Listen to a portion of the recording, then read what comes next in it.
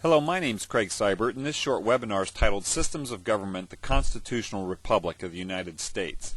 And to begin with, I want to start with a quote from Franklin that I think sets the stage for really understanding the cherished system of American government and freedom that we have in the United States. And he said this at the Constitutional Convention: "The small progress we have made after 4 or 5 weeks of close attendance and continual reasoning with each other, our different sentiments on almost every question, several of the last producing as many noes as ayes, is methinks a melancholy proof of the imperfection of human understanding."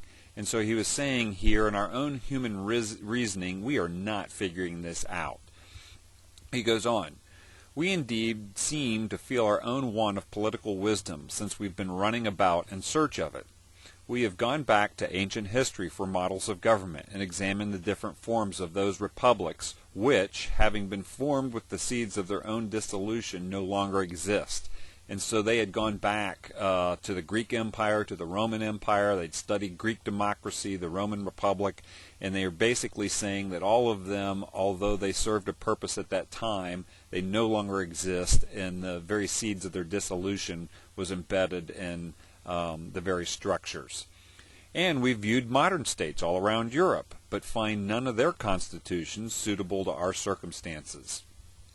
In this situation of this assembly, we are groping, as it were, in the dark to find political truth, and scarce able to distinguish it when it's presented to us. And so he, again, is just saying we are groping for answers here, and we're not coming up with it in our own human mind and circumstances.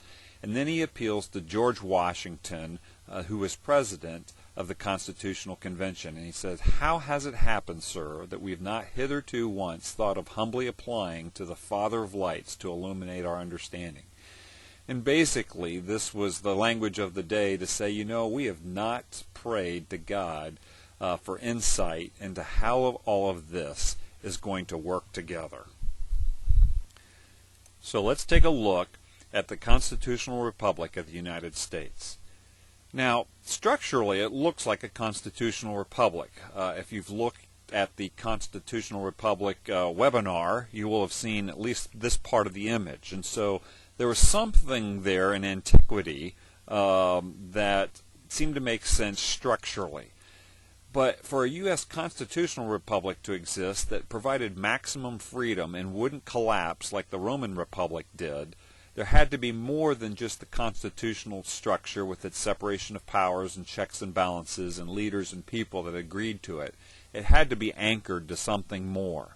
In the United States, the Constitution is anchored to the document that actually launched the United States, the Declaration of Independence. And in the Declaration, there's 25 philosophies and principles articulated, and it serves as an anchor to the Constitution. Well, in those 25 principles, there's many references to the nature of God, to God as the creator of human rights, and to the protection of God's providences in this whole exercise that we now call the American experiment.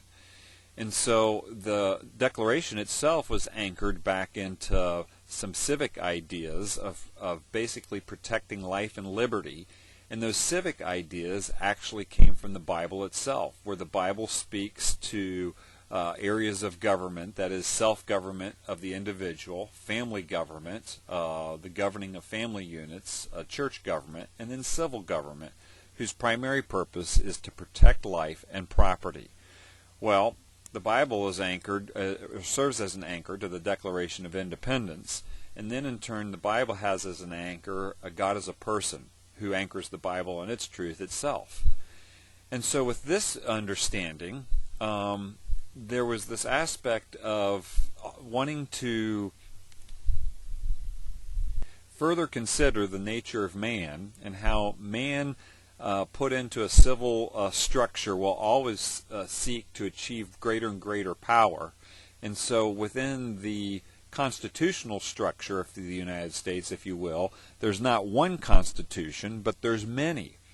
We often overlook the fact that there's 50 state constitutions that serve as a vertical checks and balance on federal power, And then to those state constitutions, there's hundreds of local city and county municipalities that keep a check and balance on power of the states.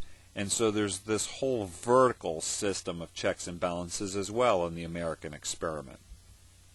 Well, if all this is true, that the Constitution has as its anchor the Declaration has as its anchor the Bible, and the Bible has as its anchor the person of God, then that means that all this process is a process of the people of the United States being connected to God and the leaders of the United States feeling like they are serving God in their roles in civil government and also accountable to God. It also means that all this structure that we have up here around the Constitution and what we believe is a society serves as a social compact. And this social compact theory actually reflects the covenant-making approach of the Pilgrims when they first came to the United States and produced the Mayflower Compact, and the covenant-making approach of the Old Testament where the people of God made covenants with God that they would follow Him as He would lead them on. And so what this would also mean is that the clergy have a role of reminding and encouraging and challenging people to live their individual lives as self-responsible citizens, to preach and teach toward healthy families, toward healthy churches that are serving in society, but also the proper role of civil government. And since all these principles draw back to the Bible for their understanding. And so this means that Christian leaders and organizations can remind, encourage, and challenge those that are in civil society to fulfill these philosophies and principles of government. And so God ends up being the anchor for all of freedom. God provides ideals, principles, and 10 commandments to follow, and God gives people the freedom of choice to follow these designs or not. God's not on high dictating these things, but everything anchors back into this whole system of government. And what it causes to happen is that the constitutional structure and even the Declaration are anchored into something that's solid and unchanging. And so the seeds of dissolution that Franklin was talking about as far as the Roman Republic that decayed into the Roman Empire are kept in check by an outside universal truth that's always true for all times for all men. So as I wrap up, let's take one last look at this and answer the question, what's unique to the United States? What makes us different than any other nation in the world? Well, there's over 15 reasons I could name as you look at this chart, and just to highlight them, our Declaration is unique. There's nothing like it that exists in the rest of the world as far as a philosophy and principle of government to a nation. Our Constitution is unique in how we separate powers and create checks and balances. And then there's a vertical set of checks and balances that goes to the state, the county, and even down to the citizenship level. We've got a social compact theory of government where the leaders, the people, agree to follow the rule of law, and that rule of law is anchored into something that's universal and unchanging, the Bible and to God's nature itself.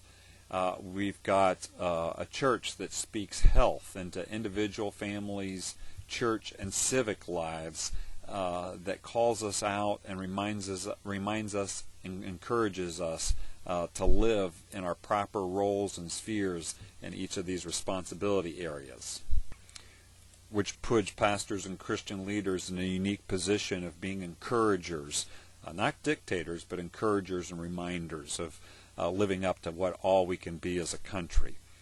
And so as you look at these various videos, if you are in the Systems of Government section of the U.S. Civics Training Center, I hope that this really highlights the uniquenesses of the United States of America and our American experiment. My name's Craig Seibert.